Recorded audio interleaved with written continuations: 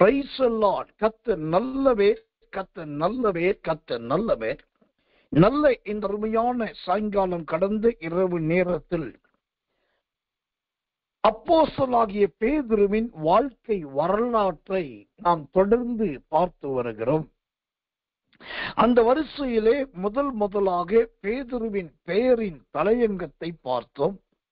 இரண்டாவது பேதுருவின் தகப்பனாகிய யோனாவை குறித்து பார்த்தோம். மூன்றாவதாக பேதுருவின் ஊராகிய பெத்சாய்தாவை குறித்து பார்த்தோம். நான்காவதாக பேதுருவின் வீட்டை குறித்து பார்த்தோம். ஐந்தாவதாக சோதரம் பேதுருவுக்கு முக்கியமான நகரமான கப்போர் நகுமை குறித்து பார்த்தோம். இந்த 5 காரியங்களை நாம் தொடர்ந்து பார்த்து அதற்கு பின்பாக பேதுருவும் பேர்களும் என்ற தலைப்பிலே நாம் கவனித்து வந்தோம். இந்த பேதுருவின் பெயர்களிலே முதலாவதாக பேதுருவின் ஒரு பெயரான கேபாவை குறித்து பார்த்தோம். இரண்டாவதாக பேதுரு என்பதை குறித்து பார்த்தோம். மூன்றாவதாக சீமோன் பேதுருவை குறித்து நேற்றைய தினத்திலே பார்த்தோம். அந்த வரிசையிலே இன்றைக்கு நாம் கர்த்தர் நல்லவர் அப்போஸ்தலனாகிய பேதுருவை குறித்து பார்க்க போகிறோம்.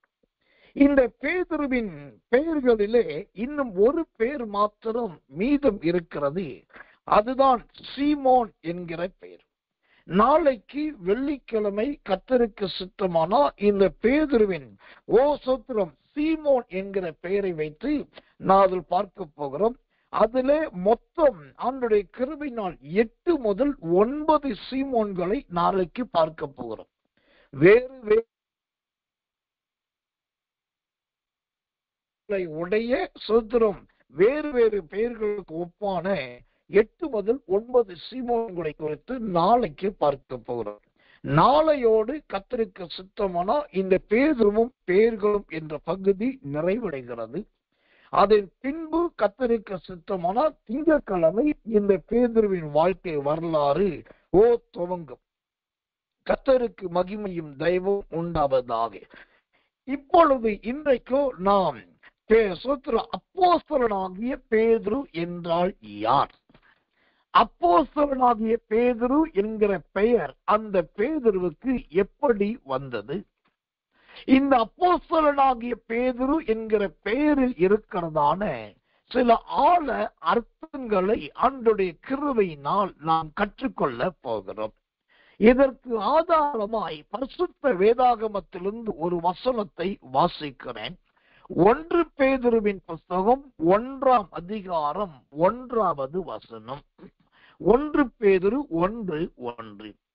இயேசு கிறிஸ்துவின் அப்போஸ்தலனாகிய பேதுரு பொந்து, கலாத்தியா, கப்பதோக்கியா, ஆசியா, பித்தினியா தேசங்களில் சிதறியிருக்கிறவர்களில் இந்த 1 பேதுருவின் புஸ்தகம் 1ஆம் அதிகாரம் 1ஆம் வசனத்தை வாசிக்கும் போது இயேசு கிறிஸ்துவின் அப்போஸ்தலனாகிய பேதுரு என்று சொல்லி இந்த பேதுருவின் பெயர் அழுத்தம் திருத்தமாக ஆணித்தரமாய் எழுதப்பட்டிருக்கிறதை பார்க்கலாம். கர்த்தர் நல்லவர். இப்போ இந்த வேத பாடத்தை கேட்ட சிலர் சொன்னார்கள், ஒரு பெயரை சொல்லி அதற்கு விளக்கம் கொடுப்பதே ரொம்ப இயலாத காரியம். நீங்க ஒரே ஆளுக்கு 5-6 பேரை சொல்லி 6 பேருக்கும் 6 நாள் எடுத்து அந்த 6 நாளிலே ஒவ்வொரு நாளுக்கும் நிறைய வசனங்களை சொல்லி அப்புறம் அந்த பேரில் இருக்கும்போது அவன் எப்படி இருந்தான் என்கிற அடையாளத்தை சொல்லுகிறீர்கள். இதெல்லாம் எப்படி ஏழுகிறது? இதெல்லாம் இதுக்கு முன்னாடி கேட்டதே கிடையாது. ஒரு மனுஷனுடைய பெயர்களை வைத்து இவ்வளவு பேச முடியுமா என்று. அப்போ அவர்கிட்ட நான் சொன்னது ஒண்ணுதான். இது எல்லாம் பேசுறதுக்கும் இதெல்லாம் சொல்றதுக்கு ஒரே ஒரு காரணம், இந்த வேத பாடத்தை கேட்பதற்கும் இந்த வேத பாடத்தை கேட்டு வருங்காலத்துல வேத போதகர்களாய் மாறக்கூடியவரும் சிலர் இருக்கிறாங்க. அவர்களுக்காகவே கர்த்தர் அதை போதிக்கிறார். இந்த போதிக்கிறதில் எனக்கு எந்த விதமான பங்கும் கிடையாது, பாத்தியமும் கிடையாது. நான் ஒரு அப்பிரயோஜனமான ஒரு ஊழியக்காரன், செய்ய வேண்டியதை மாத்திரம் செய்கிறேன். அப்போ அவர் கேட்டார், இன்னும் இந்த பேர்ல எத்தனை பேருக்கு என்னதான் பண்ண போறீங்க, எத்தனை பேருக்குன்னு கேட்டேன். நான் சொன்னேன், இன்னும் இந்த பேதுருவின் பேர்ல கிட்டத்தட்ட ஒரு 10 பேர் இருக்குது, அந்த பேரையும் நான் சொல்ல போகிறேன்னு சொல்லி. கர்த்தர் ஏன் இதை சொல்லுகிறேன் என்று சொன்னால், இன்றைக்கு வேதம் வாசிக்கிறது என்பதே வெள்ளாடு புல்லை மேய்வதை போல, சோத்திரம் மேற்புல்லை கடிப்பதை போல வேதத்தை படித்து விட்டு போகிறோம். இப்ப இந்த பேதுருவின் பெயர்களில் ஒவ்வொரு பெயரை வைத்தும் அவருடைய ஜீவியத்தையும் காரியங்களையும் கற்று வந்தோம். கர்த்தருக்கு மகிமை உண்டாவதாக. அதுல ஏதாகிலும் ஒன்னோ ரெண்டோ சிறிய சிறிய அணுக்களை போன்ற தவறுகள் இருந்திருக்கலாம். தவறே இல்லாமல் போதிக்கக்கூடிய அளவுக்கு நான் வானத்திலிருந்து குதித்து வந்த தேவதூதன் கிடையாது. இரண்டாவது, நான் பெரிய கல்விமானும் கிடையாது, ரொம்ப கற்றறிந்தவனும் கிடையாது. இன்னும் சொல்ல போனால் நான் வேதாகம கல்லூரிக்கு போனதும் கிடையாது. கல்லூரியின் வேதாகம கல்லூரி என்றால் அது நிழல் கூட நான் அறியாதவன். ஆனாலும் இந்த எந்த தகுதியும் இல்லாதவனாகிய என்னை கொண்டு ஆண்டவர் வருடம் முழுவதும் வேத பாடம் எடுக்கிறவனாய் கர்த்தர் வைத்திருக்கிறதற்காக தேவனை துதிக்கிறேன். கடந்து போகட்டும். இன்றைக்கு இந்த அப்போஸ்தலனாகிய பேதுருவை குறித்து பார்ப்போம். 1 பேதுரு 1:1 சொல்லுகிறது, முதலாவது அப்போஸ்தலன் என்றால் யார் என்றால், அந்த வசனத்தில் இயேசு கிறிஸ்துவின் அப்போஸ்தலன். இதுல இருந்து என்ன தெரிகிறது, இயேசு கிறிஸ்துவை அல்லாத அல்லது இயேசு கிறிஸ்துவை சாராத சில அப்போஸ்தலர்களும் அந்நாட்களில் இருந்தார்கள். அவர்கள் தங்களுக்கு தாங்களே வெண்வஸ்திரம் முடித்துக் கொள்ளுகிறவர்களும், தங்களுக்கு தாங்களே தாரை ஊதுவித்துக் கொள்ளுகிறவர்களும், தங்களுடைய ஐஸ்வர்யம் சம்பத்து தன்னை பின்பற்றி வருகிற ஒரு கூட்டம், இவைகளை வைத்து அவர்களுக்கு இவர்கள் அப்போஸ்தலர்களாய் இருந்தவர்களும் உண்டு. இதெல்லாம் நுணுக்கமா தெரிஞ்சதுனால தான் பேதுரு சொல்லுகிறார், இயேசு கிறிஸ்துவின் அப்போஸ்தலனாகிய பேதுரு. இது வேதாகம காலத்தில் மாத்திரம் இப்படிப்பட்ட அப்போஸ்தலர்கள் அல்ல. புதிய ஏற்பாட்டிலே இயேசு கிறிஸ்துவின் காலத்தில் இருந்த மற்ற அப்போஸ்தலர்களை விட இந்த காலத்துலதான் இயேசு கிறிஸ்து இல்லாத அப்போஸ்தலர்கள் பெருகி இருக்கிறார்கள். நிறைய சோத்திரம், கர்த்தர் நல்லவன், கூட்டம் வளர்ந்திருக்கிறது. ஒரு முறை ஒரு ஊழியக்காரர் என்னிடத்தில் வந்தார். எனக்கு ஒரு தரிசனம் உண்டு, நிறைய ஊழியக்காரர்கள் உருவாக்க வேண்டும், அவர்களுக்கு பட்டம் கொடுக்க வேண்டும், அவர்கள் ஊழியம் செய்ய வேண்டும், எல்லாரையும் தேறின மனசனை நிறுத்த வேண்டும் என்பது என் இருதயத்தின் அடிநாதத்தின் வாஞ்சை. அப்போ அதுக்காக ஜெபித்து நான் கொஞ்சம் சர்டிபிகேட் எல்லாம் ரொம்ப ஹை பிராண்டடா நல்ல குவாலிட்டியா அது அரசாங்க முறைப்படி இருக்கணும்னு சொல்றதுக்காக நிறைய சர்ச் பண்ண ஆரம்பிச்சேன். நிறைய பெரிய பெரிய இன்டர்நேஷனல் யூனிவர்சிட்டியுடைய சர்டிபிகேட்ஸ், அப்புறம் வேதாகம கல்லூரிகளின் மிகப்பெரிய கல்லூரியுடைய அந்த சர்டிபிகேட், அப்புறம் சொல்றோம் கல்லூரிகளில் கொடுக்கப்படுகிறது அந்த சர்டிபிகேட், எல்லாத்தையும் உட்கார்ந்து தேடி அவைகளெல்லாம் எடுத்து உயிர்ந்து மேலும் கீழும் உள்ளும் புறமா ஆராய்ச்சி பண்ணிட்டு இருந்தேன். இப்ப ஆராய்ச்சி பண்ணிட்டு இருக்கும் போது இந்த செய்தி எப்படியோ வெளியே பரவினது. அப்போ ஒரு ஊழியக்காரர் என்னை கூப்பிட்டார். அவர் சொன்னார், பாஸ்டர், நீங்க இப்படி ஒரு மீட்டிங் நடத்த போறீங்களா, எல்லாருக்கும் சர்டிபிகேட் கொடுக்க போறீங்களா? நான் கேள்விப்பட்டேன், சந்தோஷமா இருக்குது. நாங்க ஏற்கனவே அதைத்தான் பண்ணிட்டு இருக்கிறோம், நீங்க விரும்புனா உங்களோட சேர்ந்து பண்ண விரும்புறோம். அப்ப நான் சரி, என்ன விஷயம், எப்படி எல்லாம் பண்ண போறீங்கன்னா அவர் ரொம்ப தெளிவா சொன்னார். 1000 ரூபாய் கொடுத்தாக்கா ஒருத்தருக்கு பாஸ்டர் ஆர்டினேஷன் கொடுக்கிறோம். 1500 ரூபாய் கொடுத்தாக்கா இவர் அங்கீகரிக்கப்பட்ட சுவிசேஷகர் என்கிற பட்டத்தை கொடுக்கிறோம். 5000 ரூபாய் கொடுத்தாக்கா அவங்களுக்கு அப்போஸ்தலர் பட்டத்தை கொடுக்கிறோம். அது மட்டும் இல்ல, அவங்க அன்னைக்கு வரும்போது யூனிஃபார்ம் வாங்கிட்டு வரணும். அது வாடகைக்கு எடுத்துட்டு வந்தாலும் பிரச்சனை இல்லை, யூனிஃபார்ம் வாங்கணும். அப்புறம் சில முறையெல்லாம் சொன்னா அதுக்கு இவ்வளவு பணம் செலவாகும். ஒவ்வொருத்தரும் இந்தந்த பட்டத்துக்கு இந்தந்த பணத்தை கொடுத்தா நாங்க அதை கொடுத்துருவோம். அப்ப நான் கேட்டேன், நீங்க என்ன பண்ண போறீங்க? அவர் சொன்ன, நாங்க தானே கொடுக்கிறோம், நாங்க தானே கையெழுத்து போடுறோம். அப்ப நான் கேட்டேன், நான் கூட்டம் நடத்துகிறேன், நான் ஜனங்களை உருவாக்குகிறேன், தினந்தோறும் வேத பாடத்தை போதிக்கிறேன், இதுல நான் என்ன செய்ய போகிறேன்? அப்ப அவர் சொன்னாரு, நீங்க போட்டோவிலையும் வீடியோவிலையும் இருப்பீங்க, மற்றதெல்லாம் நாங்க பார்த்துக்குவோம் அப்படின்னாரு. இப்போ அவரோடு பேசிக்கொண்டு என்ன நடந்ததுன்னாக்கா, எனக்கு என்ன தெரிந்தது என்றால், நல்ல வியாபாரம் பேசுவதை போல தெரிந்தது. ஒரு வியாபாரம் சூத்திரம் அக்ரிமெண்ட் போடுவதை போல இருந்தது. எனக்கு அது மிகப்பெரிய விசனமா இருந்தது, மாபெரும் துக்கமா இருந்தது. ஒரு ஆர்டினேஷன் கொடுப்பதற்கு ஒரு பட்டத்துக்கு போதகருக்கு 1000 ரூபாய், சுவிசேஷகத்துக்கு 1500 ரூபாய், அப்போஸ்தலருக்கு கர்த்தர் நல்லவன் 5000 ரூபாய். இதை தவிர அந்த வஸ்திரம் இவங்களே கொடுப்பாங்க, அதுக்கு ஒரு பணம். அப்புறம் சூத்திரம் அந்த தடி கொடுப்பாங்க, அதுக்கு ஒரு பணம். ஏறத்தாழ ஒரு மனுஷன் 10,000 ரூபாய் செலவழிச்சாக்கா அவங்களுக்கு ஒரு சாதாரண பட்டம் கொடுக்கப்படும். இது எனக்கு மிகப்பெரிய வருத்தத்தையும் வேதனையும் கொடுத்தது. இந்த காலத்தில் கர்த்தருடைய ஊழியம் இப்படி வியாபாரமாய் போய்விட்டது என்று சொல்லி அதன் பின்புதான் போராடி ஜோம் பண்ணேன். நான் கடந்த 2022 நான் கன்னியாகுமரியில வைத்து தேவசேன பண்டிகை வச்சு அங்க வெறும் சுதந்திரம் பட்டம் மட்டுமல்ல, அப்ரிசியேஷன் சர்டிபிகேட் கொடுத்தோம், டாக்டரேட் அவார்டு கொடுத்தோம், அப்புறம் பாஸ்டர் ஆர்டினேஷன் கொடுத்தோம், ரெவரண்ட் ஆர்டினேஷன் கொடுத்தோம். பிஷப் பட்டம் மட்டும் கொடுக்கல. அதுலயும் சில கூட்டம் கூடி எல்லாரும் எனக்கு தெரியாமலே பேசி இந்த தேவசேன பண்டிகையில ஐயாவுக்கு எப்படியாவது பிஷப் பட்டம் கொடுத்துரும் சொல்லி ரொம்ப தலைக்கீழாய் நின்றார்கள். எனக்கு தெரியாமலே திட்டமிட்டார்கள், பேசினார்கள், அதற்கு வேண்டிய ஆயத்த வேலைகளை பண்ணினார்கள். எப்படியாவது திடீரென்று கூப்பிட்டு சர்ப்ரைஸ் பட்டம் கொடுக்கணும்னு பார்த்தாங்க. கடைசியில் எனக்கு செய்தி வந்தது, நான் ஜெபித்தும் ஆலோசித்தும் அந்த பிஷப் பட்டம் வேண்டாம், அப்படிப்பட்ட ஒரு மாம்சிக கணம் எனக்கு வேண்டாம் என்று புறக்கணித்தேன். அந்த நேரத்துல தான் கர்த்தர் ஆங்கிலிக்கன் மிஷனை சார்ந்து மாபெரும் ஒரு பெரிய பிஷப்பை நாம் அழைக்க வேண்டியதா இருந்தது. அவருடைய பேரை நான் சொல்ல விரும்பல. அவரை அழைப்பதற்காக கிட்டத்தட்ட 1 மாத காலம், நீங்க நம்பணும், 1 மாசம் ராத்திரி பகல அவரை தொடர்பு கொண்டேன். இமெயில் பண்றோம், SMS பண்றோம், வாட்ஸ்அப் பண்றோம், வாய்ஸ் நோட் போடுறோம், ஆட்கள் அனுப்புறோம், ரெவரண்ட் அனுப்புறோம், ஊழியக்காரர் அனுப்புறோம். ஆனாலும் அவரை பிடிக்க முடியல. அவருக்கு செய்தி போகிறது, எல்லாமே நம்ம எடுக்கிற ஒவ்வொரு ஸ்டெப் அவருக்கு தெரிகிறது. பட் அவர்கிட்ட எந்த ஒரு ஆன்சர் இல்லை. ஆனா அவர் அங்கீகரிக்கப்பட்ட மனுஷன். கடைசியில் எனக்கு ரொம்ப சோர்ந்து போய்விட்டேன்.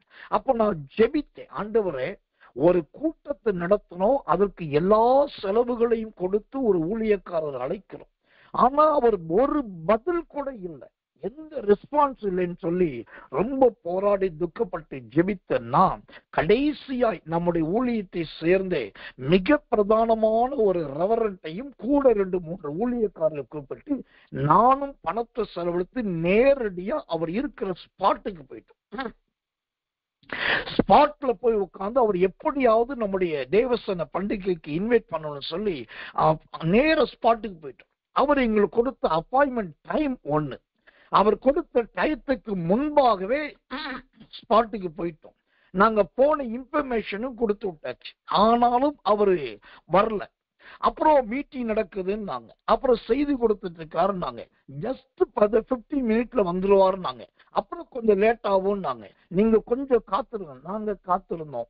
கடைசியில் நாங்க உட்கார்ந்து துக்கத்தோடு ஜெபம் பண்ணேன், ஆண்டவரே, நான் ஆண்டவரை பார்க்க வரவில்லை, ஒரு மனுஷனை பார்க்க வந்திருக்கிறேன். ஒரு மனுஷன் இந்த அளவுக்கு இருந்தால் நான் என்ன செய்யட்டும்? தேவ சமூகத்தில் சொல்லுகிறேன், நீ திரும்பி போ என்று கர்த்தர் சொன்னார். என்னோடு இருந்த ரெவரண்டுகளுக்கும் ஊழியர்களுக்கும் கூப்பிட்டு சொன்னேன், இனி இந்த ஸ்பாட்ல நான் இருக்க விரும்பல. இப்படிப்பட்ட ஒரு ஊழியக்காரர் என் ஜனங்களை அபிஷேகிக்கவும் கூடாது, இவர் என் ஜனங்களை டெடிகேட் பண்ணவும் கூடாது. இவர் மேல் இருக்கிற அபிஷேகம் தான் என் ஜனங்கள் மீது இறங்கும். ஆனபடி இவர் வேண்டவே வேண்டாம், நாம் புறப்படுவோம் என்று சொல்லி வாகனங்கள் எடுத்துக்கொண்டு வந்துவிட்டேன். ஜஸ்ட் வெளியில ஒரு 15 or 20 மினிட் கூட ஆகல, அவர்கிட்ட கால் மேல கால் வந்தது, நான் போன் கால் அட்டன் பண்ணல. அப்புறம் சாரி போட்டு நிறைய மெசேஜஸ் வந்தது, அதையும் நான் சொல்றோம் அதை ஏற்றுக்கொள்ளல. அதன் பின்பு மனிதர்கள் மூலமா தொடர்பு கொண்டார், அதற்கும் இடம் கொடுக்கல. எதற்குமே இடம் கொடுக்காம ஜெபித்தேன். அதன் பின்புதான் வேறு ஒரு அந்த கூட்டத்தை, பிஷப் கூட்டத்தை ஆண்டு கொண்டு வந்தாரு. நிறைய ஊழியர்களை வைத்து அந்த பிஷப் யூனிஃபார்ம்ஸ் வச்சு நம் ஊர்வலம் வந்தோம், பவனி வந்தோம், கூட்டத்தை நடத்தினோம். எல்லாம் மகிமைக்கு மேல் மகிமையா நடந்தது, முடிந்தது. ஏன் சொல்றேன்னா, இன்றைக்கு இந்த அப்போஸ்தலனாகிய பேதுருவை குறித்து பார்க்கிறோம். இந்த பேதுரு அவன் சொல்லும் போதே இயேசு கிறிஸ்துவின் அப்போஸ்தலனாகிய பேதுரு அப்படின்ற. அப்ப எந்த அளவுக்கு அவனுடைய பட்டத்துக்கு முன்பாய் அவன் இயேசுவை முதன்மைப்படுத்துகிறான்.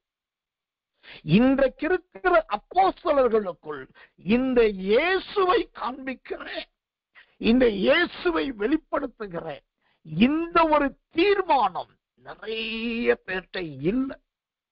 இன்னைக்கு இந்த பேதுருவின் வேத பாடத்தை கேட்க வருகிறவர்களுக்கு ஒரு சத்தியத்தை சொல்றேன். தயவு செய்து மனிதர்களையோ அதிகாரங்களையோ அவர்கள் உடைகளை வைத்து பின் செல்லாதீர்கள். அவர்களிடத்தில் இயேசு காணப்படுகிறாரா, இயேசு பிரபல்யப்படுத்தப்படுகிறாரா, இயேசு முக்கியத்துவப்படுத்தப்படுகிறாரா என்பதை மட்டும் பாருங்கள். அப்படி இருந்தால் எந்த மனுஷனையும் நீங்கள் பின்பற்றி போகலாம்.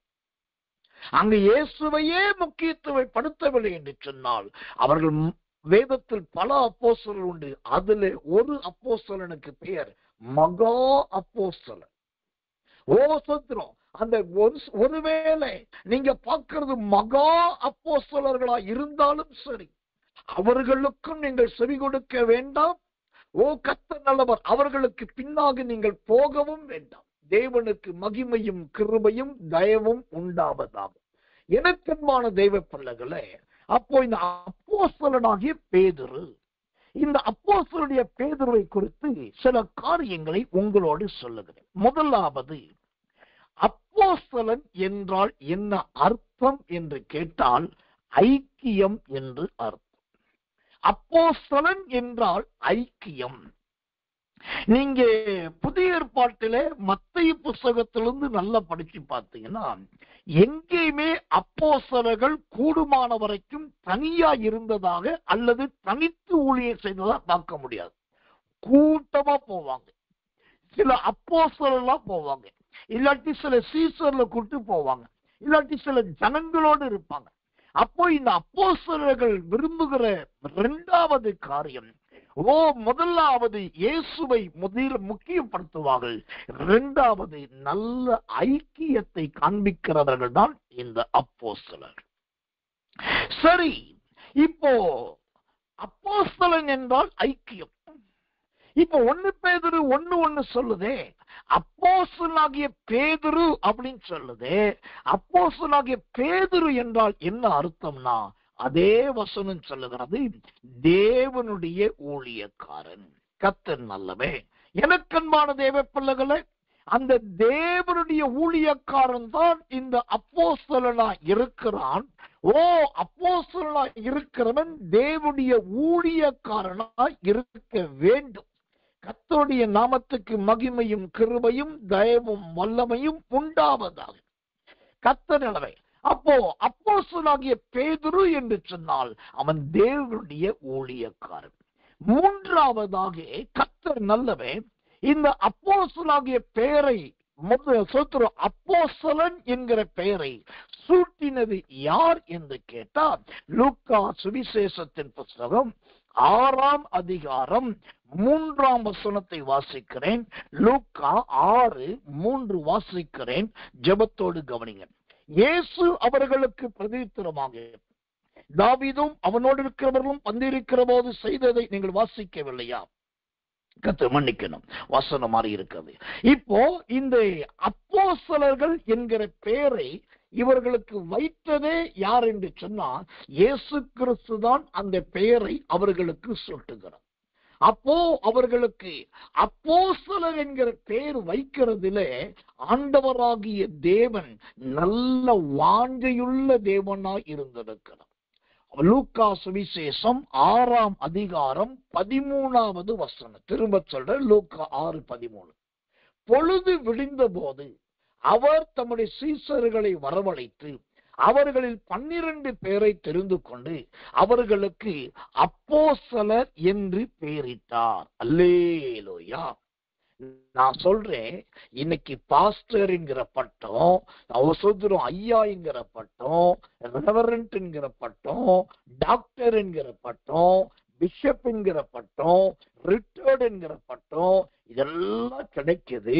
ஆனா இதை யாரையா கொடுத்தாங்கன்னு கேட்டாக்கா, என் ஸ்தாபனம் கொடுத்தது. யாரையா கொடுத்தது? எங்க ஊழியம் கொடுத்தது. யாரையா கொடுத்தது? நான் ஒரு மீட்டிங் போனேன், அங்க கொடுத்தாங்க. ஆனா இங்கு அப்போஸ்தலர்களுக்குரிய பட்டத்தை அன்றைக்கு இருந்த ஸ்தானாபதி கொடுக்கல, அன்றைக்கு இருந்த வேதப்பாரகர்கள் கொடுக்கல, அன்றைக்கு இருந்த சாஸ்திரிகள் கொடுக்கல. அப்போஸ்தலர்கள் என்கிற பட்டத்தை கொடுத்ததே இயேசு கிறிஸ்து தான். அப்போ நமக்குரிய பட்டமும் புகழ்ச்சியும் யாரால் வர வேண்டும்? அது ஆண்டவரால் தான் வர வேண்டும். கர்த்தர் நல்லவர், கர்த்தர் நல்லவர், கர்த்தர் நல்லவர். ஆண்டவரால் கொடுக்கப்படாத ஒரு புகழ்ச்சியோ ஒரு பெயரோ அதன் மேன்மையோ நமக்கு தேவையே இல்லை. கர்த்தர் நல்லவர், கர்த்தர் நல்லவர். இப்போ இந்த அப்போஸ்தலர் என்கிற பெயர் எதை குறிக்கிறது? அப்போஸ்தலர் நடபடிகள் புஸ்தகம் 1ஆம் அதிகாரம் 24வது வசனம். அப்போஸ்தலர் 1:24. எல்லாருடைய இருதயங்களையும் அறிந்திருக்கிற கர்த்தாவே, யூதாஸ் என்பவன் தனக்குரிய இடத்துக்கு போகும்படி இழந்து போன இந்த ஊழியத்திலும் இந்த அப்போஸ்தல பட்டத்திலும் பங்கு பெறுவதற்கு. அப்போஸ்தலர் என்பது ஆண்டவர் தன்னால் தேர்ந்தெடுக்கப்பட்ட விசேஷமானவர்களுக்கு அவர் கொடுத்த பட்டம். இன்னைக்கு சில கேட்கிறாங்க, நீங்க பட்டமளிப்பு விழா நடத்துறீங்களே, இது வேதத்துக்கு எதிரானது இல்லையா? பைபிள்ல யாரையா பட்டம் கொடுத்தாங்க அப்படின்னாக்கா, நான் சொல்றேன், இயேசு கிறிஸ்துவே பட்டம் கொடுத்துதான் மகிழ்ந்து பார்த்தார். அவருக்கு பட்டம் கொடுக்கவில்லை யாரும். ஆனால் அவர் நம்முடைய சீசர்களுக்கு அப்போஸ்தலன் என்கிற பட்டத்தை கொடுத்ததாக இந்த அப்போஸ்தலர் நடபடிகள் 1ஆம் அதிகாரம் கர்த்தர் 24வது வசனம் தெளிவா சொல்லுது. அப்ப அப்போஸ்தலனாகிய பேதுரு அப்போஸ்தலன் என்று அழைக்கப்பட்ட அந்த பட்டம், கர்த்தர் நல்லவே, கர்த்தர் நல்லவே, அது ஆண்டவரால் கொடுக்கப்பட்ட அருமையான ஒரு கனத்துக்குரிய பட்டமாயிருக்கிறது. கர்த்தருடைய நாமத்துக்கு மகிமையும் கிருபையும் தயவும் உண்டாவதாக. அது மாத்திரமல்ல, அடுத்ததாக இந்த அப்போஸ்தலத்தை குறித்து இன்னும் சில காரியத்தை சொல்லுகிறேன். இந்த அப்போஸ்தல பட்டத்தை ஏற்படுத்தினது யார்? இதை யாராவது ஒருத்தர் ஏற்படுத்தி இருக்கணும்ல.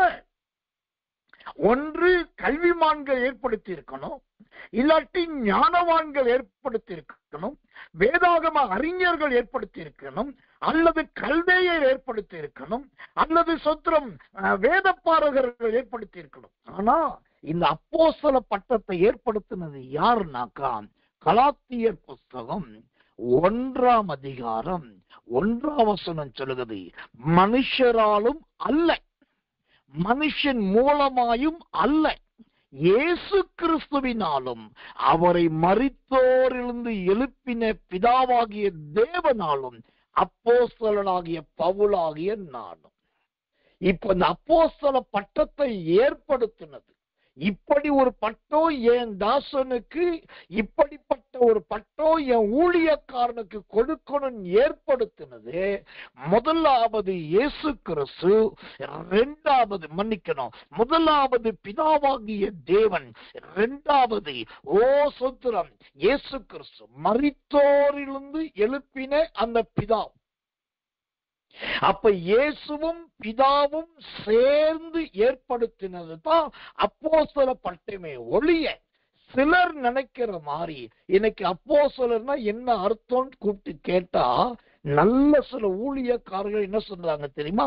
10க்கு மேற்பட்ட சபை வச்சிருந்தா அவங்க அப்போஸ்தலர்கள், அவங்களுக்கு கிள ஊழியங்கள் இருந்தா அப்போஸ்தலர்கள், அவங்களுக்கு நல்ல கார் இருக்கு, வீடு இருக்கு, சொத்து இருக்குன்னா அப்போஸ்தலர்கள், அவங்களுக்கு நிறைய 450 விசுவாசி இருந்தா அப்போஸ்தலர்கள்.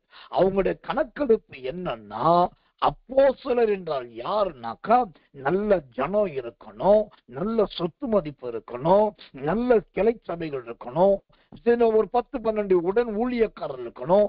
அவங்களுக்கு தலைவரா இருந்தா அவங்களுக்கு பேர் அப்போஸ்தலர். நான் சொல்றேன், இப்படிப்பட்ட மதீனமான கணக்குகளை குப்பையிலே போடுங்க. அப்போஸ்தலன் என்கிற பட்டத்தை ஏற்படுத்தினவர், கொடுத்தவர் இயேசு கிறிஸ்து. அந்த பட்டத்தை ஏற்படுத்தினதே பிதாவாகிய தேவனும் மரித்தோரிலிருந்து எழுந்தவருமான இயேசு கிறிஸ்து தான் இதை ஏற்படுத்தினார். எவ்வளவு அருமையான ஒரு வெளிப்பாடு பாருங்க. ஒரு மனுஷன் கூட யோசிச்சு பார்த்து இதெல்லாம் செய்ய மாட்டான். ஒரு மனுஷனை மகிமைப்படுத்த அவருக்கு ஊழியம் செய்கிறவர், உண்மையும் உத்தமமாய் ஊழியம் செய்கிறது யாரோ அவர்களை கனப்படுத்த கர்த்தர் ஏற்படுத்தினார். அவர்களே, அதாவது பிதாவாகிய தேவனும் இயேசு கிறிஸ்துவுமே இந்த பட்டத்தை உருவாக்கி இருக்கிறார்கள். கர்த்தர் நல்லவர்.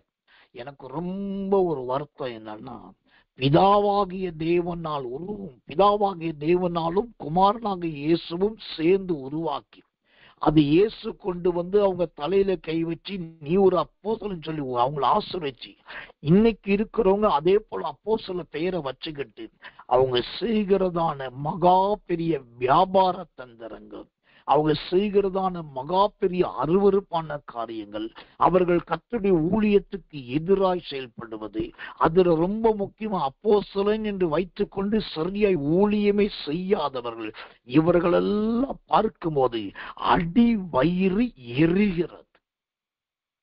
ஆனால் எனக்கு தெரிந்து ரொம்ப வல்லமையான பல தேவ மனுஷர்களை பார்த்திருக்கிறேன். கிட்டத்தட்ட 500 சபைகளை உருவாக்கின ஊழியக்காரனை பார்த்திருக்கேன். அவங்க கடைசி வரைக்கும் பிரதர் அப்படிதான் கூப்பிடப்பட்டிருக்காங்க. 600க்கும் அதிகமான புஸ்தகங்களை எழுதினவர்களை பார்த்திருக்கிறேன்.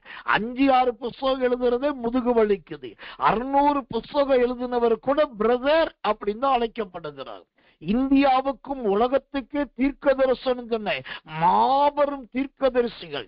எனக்கு தெரிந்து இந்தியாவை சேர்ந்த ஒரு தீர்க்கதரிசி அமெரிக்காவுக்கு போகும்போது பென்டகன், அதாவது இராணுவத்தின் தலைமை பீடமான அந்த பென்டகனிலே அவருடைய விமானத்தை விசேஷத்துவமாய் இறங்க வைத்து அங்கே பென்டகனுடைய மாபெரும் இராணுவ விமானத்தின் மூலமாய் பூக்களை தூவவிட்டு அந்த பூக்களின் மீது இந்த ஊழியக்காரன் நடக்க வச்சு, நீங்க எங்க அமெரிக்காவுக்கு ஒரு தீர்க்க தரிசனம் சொல்லணும் சொல்லி அமெரிக்க ஜனாதிபதியின் மாளிகைக்கு முழு இராணுவ பாதுகாப்போடு அணிவகுப்போடு அழைத்துக் கொள்ள போகப்பட்டார்கள். அவ்வளோ பெரிய தீர்க்கதரிசிகள் கூட சாகர வரைக்கும் பிரதர் என்றுதான் அழைக்கப்பட்டார்கள். ஆனா இன்றைக்கு உப்புக்கு உதவாதவர்களும் ஊறுகாய்க்கு உதவாதவர்கள் கூட நான் அப்போஸ்தலன் என்கிறார்கள். ஊழியம் செய்வது கிடையாது, ஊழியத்தை குறித்த பாரம் கிடையாது, ஜனங்களை உருவாக்க வேண்டும் என்பது கிடையாது, ஏதோ ஒன்று நடப்பிக்க வேண்டும். ஆனா இங்கு அருமையான இந்த அப்போஸ்தலனாகிய பேதுருவை குறித்து சொல்லும் போது பிதாவாகிய தேவனாலும் குமாரனாகிய இயேசுவினாலும் உருவாக்கப்பட்ட அருமையான அப்போஸ்தலர்கள். இன்னொன்னு, சரி, இந்த அப்போஸ்தலன் என்கிற பட்டத்தை உருவாக்கினது பிதாவாகிய தேவன், கொடுத்தது இயேசு கிறிஸ்து. சரி, இது யாருக்கு கிடைக்கும்? எல்லாருக்கும் கிடைக்குமா? அப்போஸ்தல பட்டம் எல்லாரும் பெற்றுக்கொள்ள முடியுமானா அப்படின்னா அதுதான் முடியாது. யாருக்கு கிடைக்கும் தெரியுமா? எபேசியர் புஸ்தகம் 1ஆம் அதிகாரம் 1வது வசனம். எபேசியர் 1:1. தேவனுடைய சித்தத்தினாலே இயேசு கிறிஸ்துவின் அப்போஸ்தலனாகிய பவுல் எபேசுவிலே கிறிஸ்து இயேசுவுக்குள் விசுவாசிகளாயிருக்கிற பரிசுத்தவான்களுக்கு எழுதுகிறதா, தேவனுடைய சித்தத்தினாலே இயேசு கிறிஸ்துவினுடைய அப்போஸ்தலன். இப்போ இந்த அப்போஸ்தல பட்டம் தேவன் யாருக்கு கொடுப்பாருனாக்கா எல்லாருக்கும் கிடையாது. SSK சாமுவேல் தினம் கூட்டம் நடத்துறாரு, விடிஞ்சு விடியாமையும் 2 மணிக்கு போய் குளிக்கிறாரு, 2:30 மணிக்கு வந்து கூட்டத்தை ஆரம்பிக்கிறாரு, 5 மணி வரைக்கும் நடத்துறாரு. அதனால SSK சாமுவேல் அப்போஸ்தலன். அப்படி கிடையாது. நான் கூட்டம் நடத்தலாம், ஊழியம் செய்யலாம், பிரசங்கம் பண்ணலாம், உருவாக்கலாம், அநேகர் அபிஷேகிக்கலாம், தீர்க்க தரிசனம் சொல்ல எல்லாம் செய்யலாம். நான் என்னதான் செஞ்சாலும் இந்த அப்போஸ்தல பட்டம் யாருக்கு கிடைக்கும்னாக்கா இந்த சுதந்திரம் கர்த்தர் நல்லவை. எபேசியர் 1:1 சொல்லுகிறபடி தேவனுடைய சித்தம் யார் மீது இருக்கிறதோ அவர்களுக்கு தான் இந்த அப்போஸ்தல பட்டம் கிடைக்கும். தேவ சித்தம் இல்லாதவர்களுக்கு அது தேவனால் கொடுக்கப்படுகிற பட்டம் கிடையாது. அப்போ இப்ப நீங்க கேட்கலாம், அப்போஸ்தலனாகிய பேதுருவை பத்தி தானே சொல்றீங்க.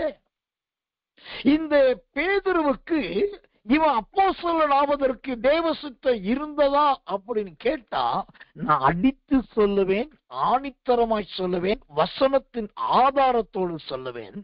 இந்த பேதுரு அப்போஸ்தலன் என்பதற்கு தேவ சித்தம் ஒன்று இருந்தது. ஏன்னாக்கா ஆண்டவர் 12 சீசர்களை தேர்ந்தெடுக்கிறார். அந்த 12 சீசர்களை அப்போஸ்தலர்களை மாற்றுகிறார்.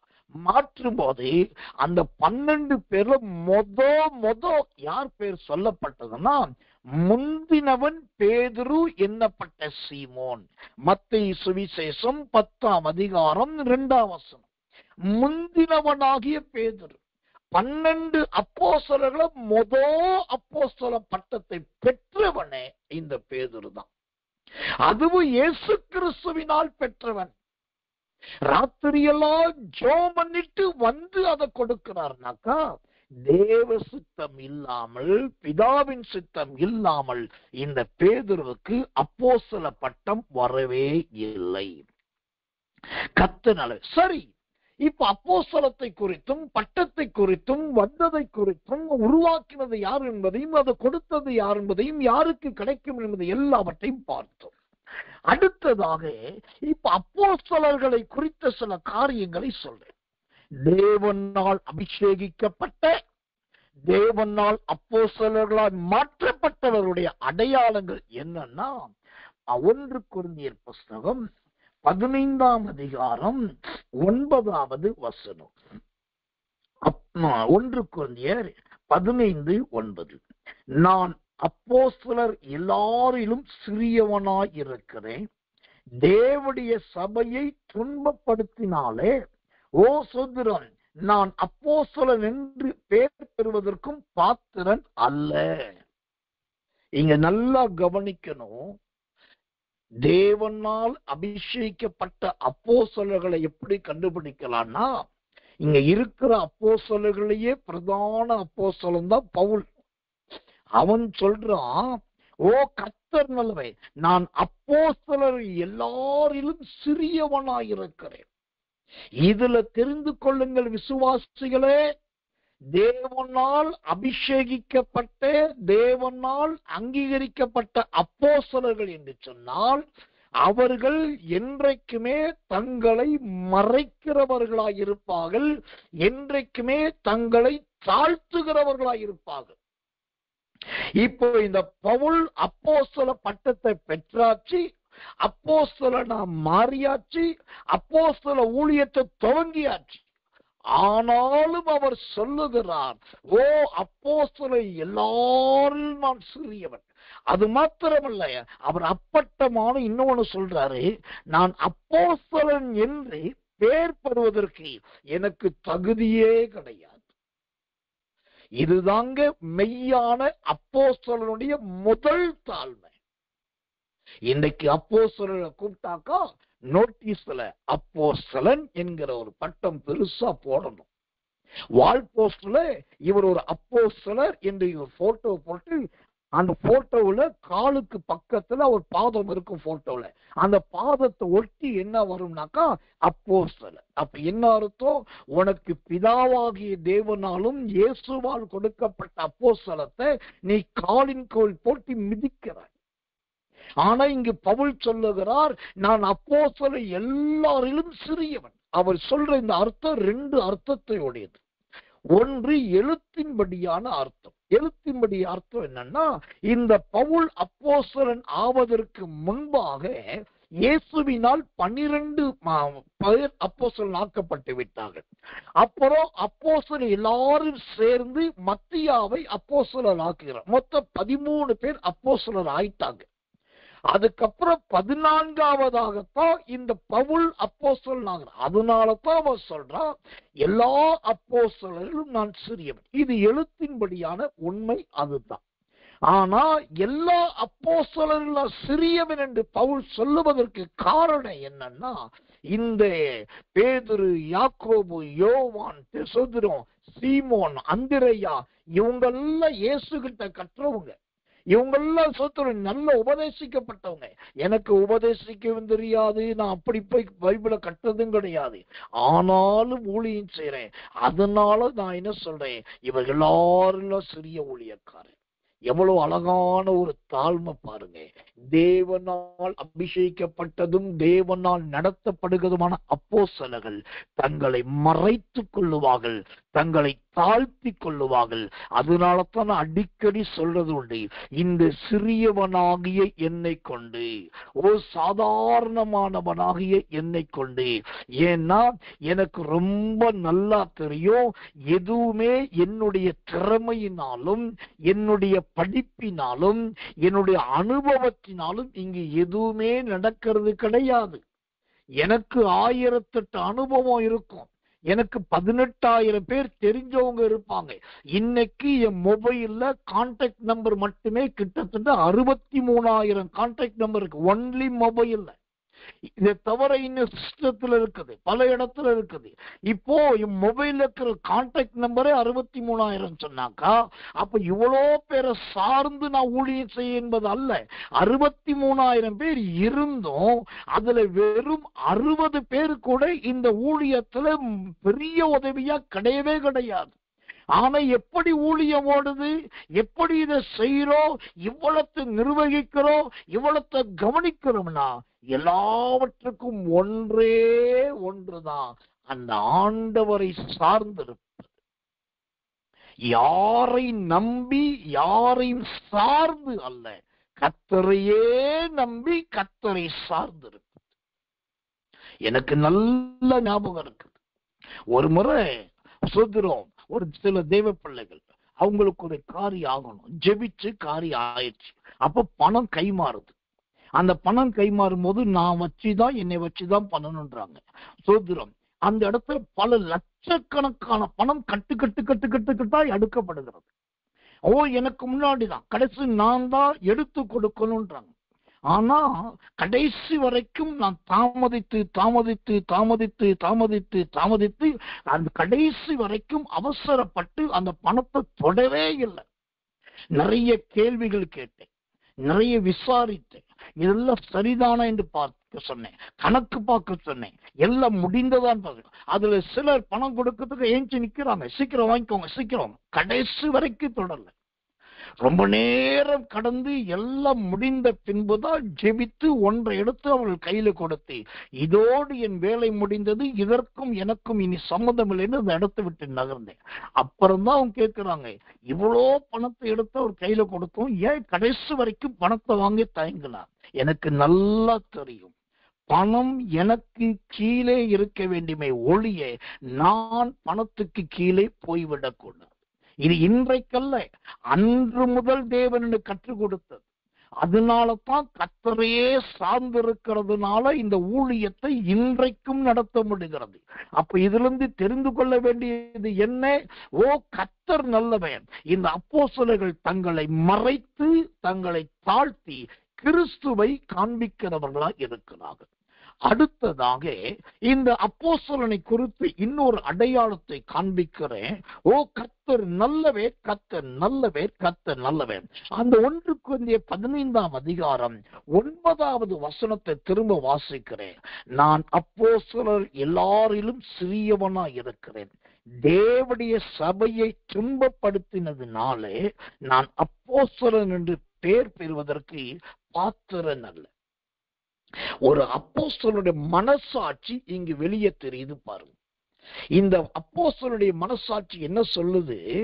எப்பா, நீ இப்ப பாஸ்டர், நீ இப்போ ஊழியக்கார், நீ நிறைய பேர் ரட்சிப்புகள் நடத்துற, நீ நிறைய புஸ்தகங்கள் எழுதிட்டு, 1 கொரிந்தியர் எழுதுற, 2 கொரிந்தியர் எழுதுற, கலாத்தியர் எழுதுற, எபேசியர் எழுதுற, எபிரேயர் வரைக்கும் எழுதிட்டு இருக்க, எல்லாம் சரிதான் அப்படின்னு எல்லாரும் சொல்றாங்க. ஆனா இந்த பவுலுடைய மனசாட்சி என்ன சொல்றது தெரியுமா? நான் என்னதான் புஸ்தகங்கள் எழுதினாலும், எவ்வளவுதான் சபைகளை உருவாக்குறாலும், ஒரு காலத்துல நான் சபைகளை துன்பப்படுத்தினவன். அந்த ஆதி கால தவற அவன் மறக்கவே இல்லை பாருங்க. இதுதான் அப்போஸ்தலருடைய இருதயம். தேவனால் அபிஷேகிக்கப்பட்ட அப்போஸ்தலர்கள் தங்கள் குற்றங்களை மறைக்கவே மாட்டார்கள், தங்களுடைய தவறுகளை மூடவே மாட்டார்கள், தங்களுடைய அக்கிரமத்தை புதைக்கவே மாட்டார்கள். அந்த தவறுகளையும் பாவத்தையும் குற்றத்தையும் சொல்லுவதற்கும் மன்னிப்பு கேட்பதற்கும் அவள் வெட்கப்படாமல் வெளிப்படையாய் பேசுவார்கள். இதுதான் அப்போஸ்தலர். இதே நிலைமைதான் அப்போஸ்தலனாகிய பேதுருவின் வாழ்க்கையிலும் இருந்தது. கர்த்தர் நல்லவர், கர்த்தர் நல்லவர், கர்த்தர் நல்லவர். சரி, இந்த அப்போஸ்தலனை குறித்து இவ்வளோ காரியம் சொல்லுகிறேனே, இந்த அப்போஸ்தலர் என்கிற பெயர் புதிய ஏற்பாட்டுல எத்தனை முறை வருது தெரியுமா?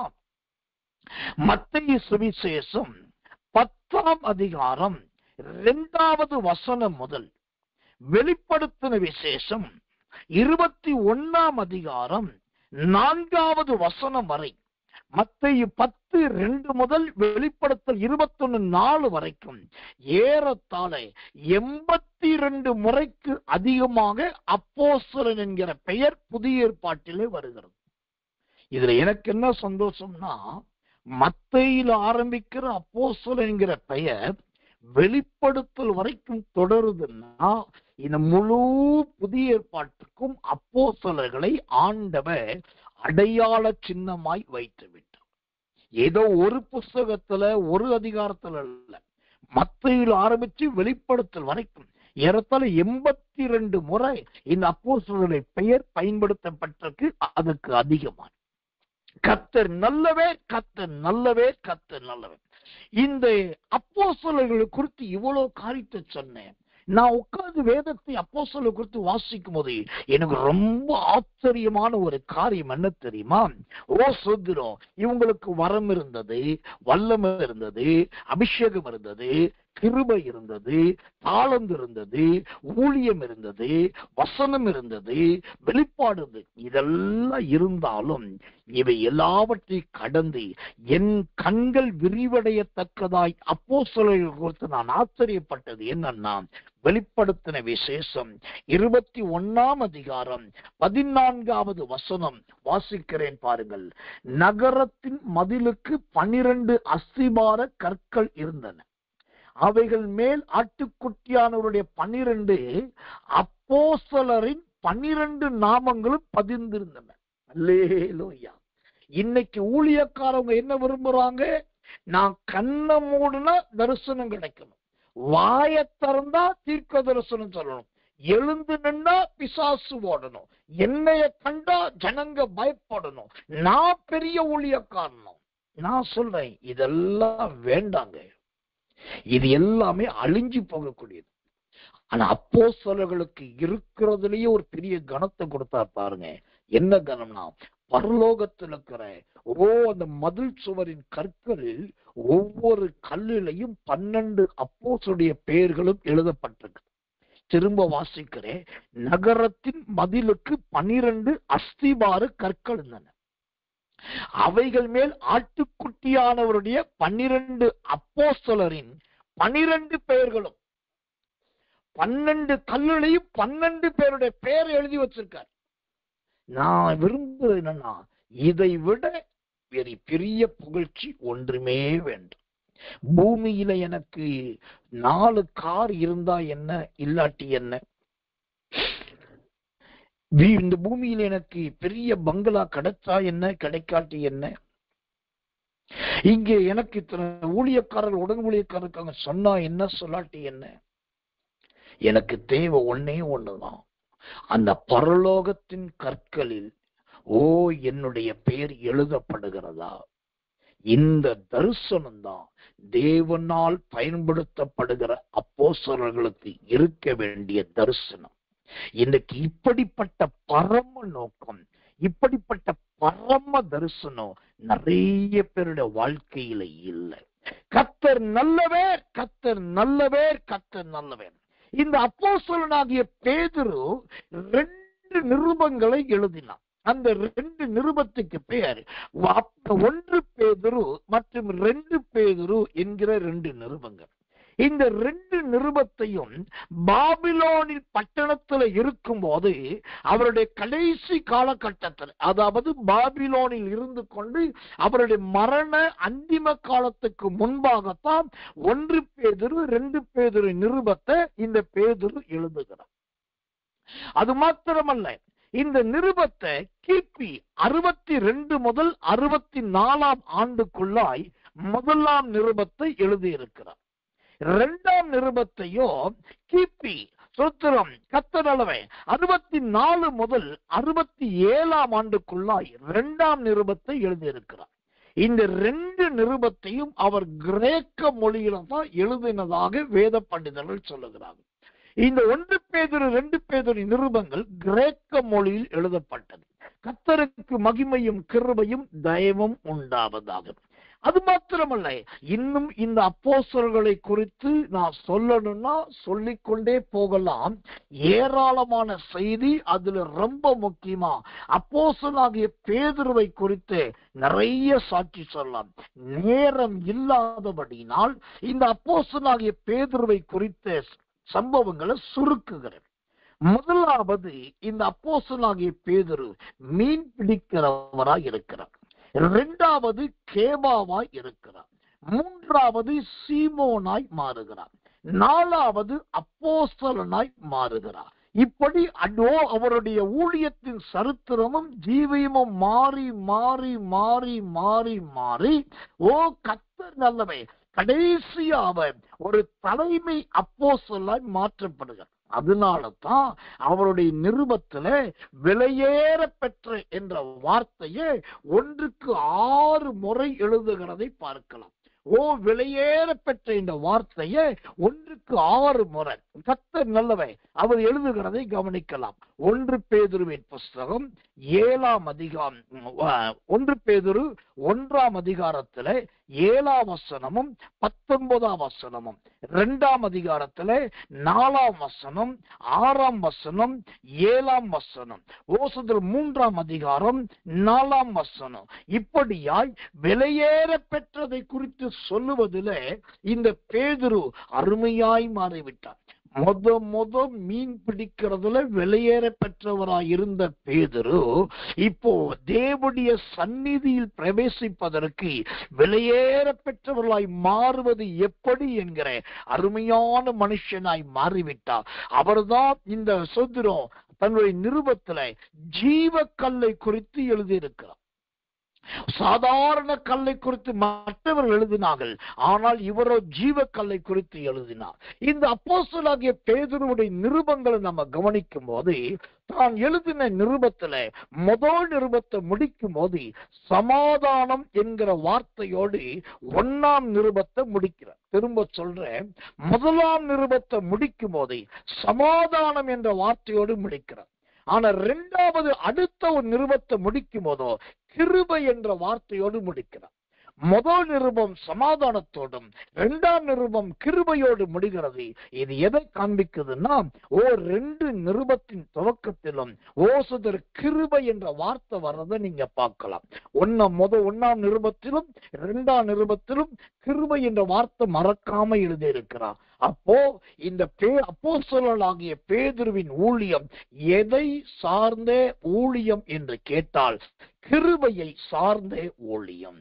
அப்ப இது எதை காண்பிக்கிறது? 1 சமாதானத்தோடும் 2வது கிருபையோடு முடிக்க எதை காண்பிக்குதுன்னா, நாம் உலகத்தில் இருக்கிறதுக்கு சமாதானம் தேவை, பரலோகத்தை சேருவதற்கு கிருபை தேவை. உலகத்துக்கு சமாதானமும் தேவ ராஜ்யத்துக்கு கிருபையும் தேவை. இந்த பெரிய ரகசியத்தை அறிந்தபடினால்தான் அவர் சமாதானத்தையும் கிருபையையும் விடாமல் ஒன்றோடு ஒன்று இணைத்து வைத்திருக்கிறார். எனக்கன்பான தேவ பிள்ளைகளே, இந்த படிப்பறிவில்லாத பேதுரு, இந்த பேதுருவுக்கு நான் ஒரு பேர் வச்சேன். என்ன பேர்னா படிக்காத பட்டதாரி. ஆள் தான் படிக்காத ஆளு. ஆனா இப்ப பாருங்க, கிட்டத்தட்ட 2ஆம் தேதியில இருந்து இந்த பேதுருவை பத்தி பார்த்துட்டு இருக்கோம். இதுவரைக்கும் பார்த்ததுல கிட்டத்தட்ட ஒரு கடுகு அளவுக்கு தான் ஆராய்ச்சி பண்ணிருக்கோம். இன்னும் இது ஒரு பெரிய நீளமா போக இருக்குது. எனக்கு என்ன பயம்னா, இந்த மாதத்துக்கு தான் 1 பேதுரு 2:17 கொடுத்தார்.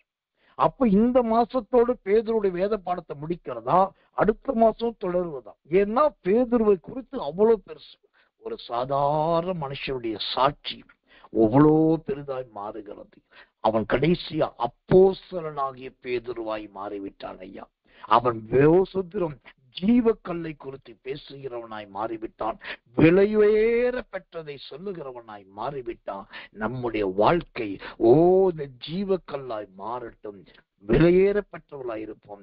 கடைசியா சொல்லி முடிக்கிற இந்த அப்போஸ்தலனாகிய பேதுரு தன் ஊழியத்திலே சமாதானத்தையும் தன் ஆவிக்குரிய ஜீவியத்திலே கிருபையையும் தூக்கி பிடித்தார். ஊழியத்திலே சமாதானத்தையும் ஆவிக்குரிய ஜீவியத்தில் கிருபையையும் தூக்கி பிடித்தார். அந்த பூமியிலே வாழ்வதற்கு சமாதானம், தேவனுடைய ராஜ்யத்தில் வாழ்வதற்கு கிருபை, இது 2ஐயும் அறிந்த மனுஷன் இந்த செய்தியை, இந்த வேத பாடத்தை கேட்கிற நண்பு தேவ பிள்ளைகளை, தயவு செய்து யாவரோடும் சமாதானமாயிருக்க, தயவு செய்து கடைசி வரை கிருபையை காத்துக்கொள்ளும். சமாதானத்தையும் கிருபையையும் இழந்துராதீங்க. சமாதானம் பூமிக்குரியது, கிருபையோ ராஜ்யத்துக்குரியது. இது 2ம் அப்போஸ்தலனாகிய பேதுருவின் ஊழியத்தில் பிரதானமாய் இருந்தது. நாம் கண்களை மூடி ஜெபிக்க போகிறோம். எல்லாரும் ஒப்பு கொடுத்து, ஆண்டவரே, அப்போஸ்தலனாகிய பேதுருவை குறித்து இவ்வளவு தெளிவான காரியங்களை கற்றுக் கொடுத்து, இன்னைக்கு மாய்மாலமான அப்போஸ்தலர்கள், கள்ள அப்போஸ்தலர்கள், பெருமையும் பகடையும் உள்ள அப்போஸ்தலர்கள் இருக்கும்போது, அப்போஸ்தலன் என்றால் யார் என்கிற வெட்ட வெளிச்சமான வெளிப்பாடுகளை எங்களுக்கு சொல்லிக் கொடுத்தீர்கள். அப்போஸ்தலனாகிய பேதுருவை போல நாங்கள் ஒவ்வொருவரும் ஜீவக்கல்லாய் மாற உதவி செய்யும். அப்போஸ்தலனாகிய பேதுரு சொன்னதை போல நாங்கள் விலையேற பெற்றவர்களாய் மாற உதவி செய்யும். அப்போஸ்தலனாகிய பேதுரு தாங்கி பிடித்த சமாதானமும் கிருபையும் எங்களுக்கும் தாரும் என்று எல்லாரும் கண்களை மூடி ஆவில் நிரம்பி ஒப்பு கொடுத்து கர்த்தரை ஸ்தோத்திரம் பண்ணுவோம். இயேசுவின் நாமத்தினாலே ஜெபிப்போம். அன்புள்ள நல்ல பரமபிதாவே, நல்ல அருமையான இந்த சாயங்காலம் கடந்த ராத்திரி வேளையில் அப்போஸ்தலனாகிய பேதுரு என்ற தலையங்கத்தின் கீழாய் அப்போஸ்தலர்கள் என்றால் யார் என்றும், அப்போஸ்தலனாகிய பேதுரு எப்படிப்பட்டவர் என்பதையும் நிறைய காரியத்தை கற்றுக் கொடுத்து, இது அநேகரை உருவாக்கட்டும், அநேகருக்குள் இந்த சத்தியம் ஊடுருவி பாயட்டும். இதை கேட்டவர்களும் வேதத்தின்படியான தேவ சித்தத்தின்படியான அப்போஸ்தலர்களாய் மாறட்டும். ஆண்டவரே, தங்களை மறைத்துக் கொள்ளுகிறவர்களும் ஒளித்துக் கொள்ளுகிறவர்களுமான மெய்யான அப்போஸ்தலர்களாய் மாற்றி இவர்கள் ஜீவ கற்களாய் மாறட்டும். இவர்கள் வெளியேற பெற்றவர்களாய் மாறட்டும். இவர்கள் குடும்பங்கள், வீடு, கணவன், மனைவி, பிள்ளைகள், உற்றார், உறவினர், சபை, ஐக்கியம் எல்லாவற்றிலும் தேவனுடைய சமாதானம் ஆளுகை செய்யட்டும். தேவனுடைய கிருபை நிரப்பட்டும். சமாதானமும் கிருபையும் இயேசுவின் நாமத்தில் இவர்களை மூடுவதாக, மறைப்பதாக, பொறுப்படுத்திக் கொள்ளும் ஆளுகை செய்யும். இயேசுவின் ரத்தம் செய்யும். இயேசுவின் நாமத்தில் ஜெபிக்கிறோம். ஜெபம் கேளு ஜீவனுள்ள நல்ல பிதாவே. ஆமென், ஆமென், ஆமென்.